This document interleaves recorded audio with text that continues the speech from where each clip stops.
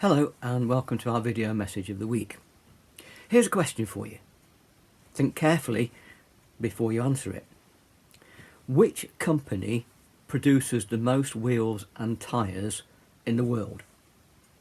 No, it's not Pirelli, neither is it Bridgestone or even Goodyear. The answer is Lego, which produces around 300 million units a year. And here's another little known fact about Lego.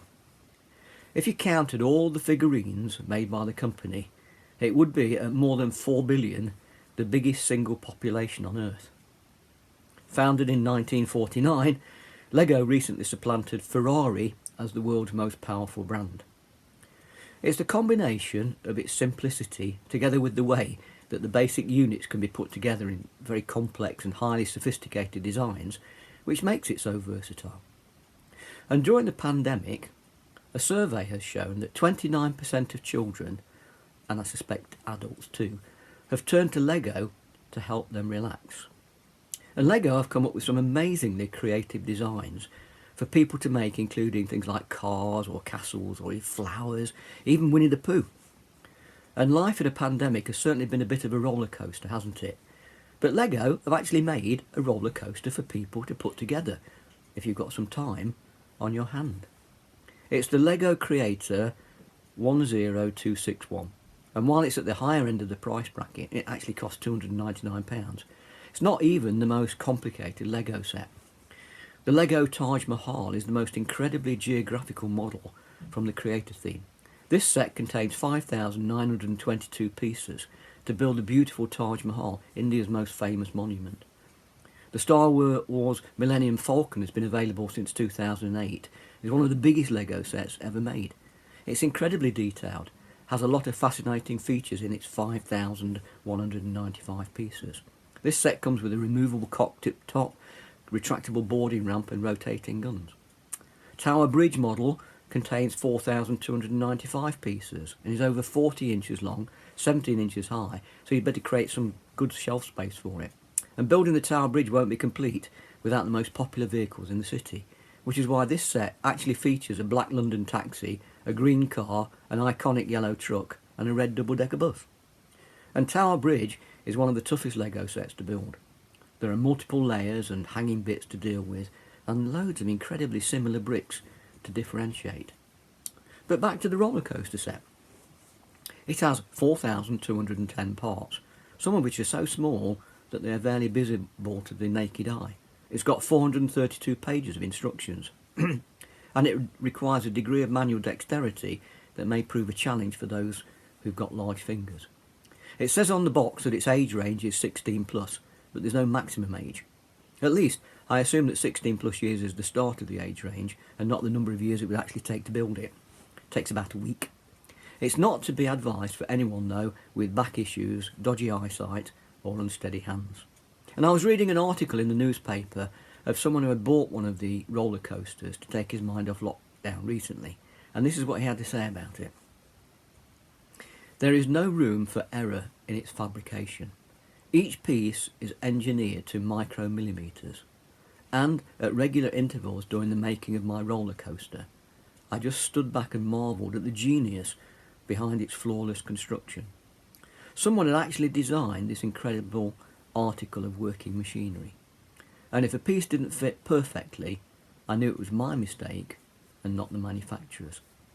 Anyway, it's completed now and my life is a little poorer as a result. Well, to be accurate, it's almost completed. There's a final manoeuvre that involves 203 individual pieces the size of a mayfly, and which requires hands and eyes younger than mine, and in the course of my labours I managed to lose a small gear wheel, which is rather integral to the finished article. I've emailed Lego's customer service department with the specification of the missing part, and I will wait patiently for it to be sent to me. So for now, I can only stand back and admire my handiwork without actually seeing the roller coaster in operation. No matter, I have never attempted anything like this in my life before, so please don't begrudge me my sense of pride and achievement. And I think the writer can be justly proud of his achievement. Lots of people get immense satisfaction from building Lego models.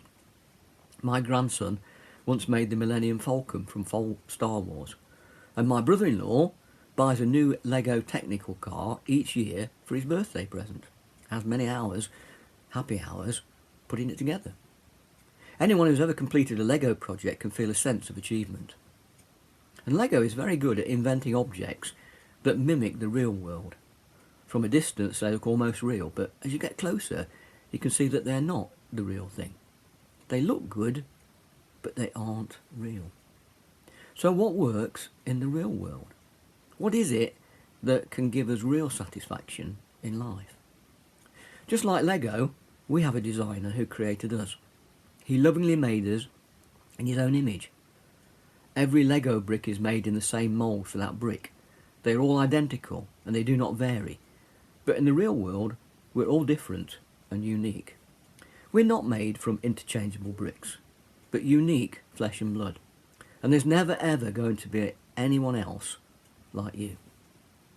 And you have been designed by God with a purpose in mind.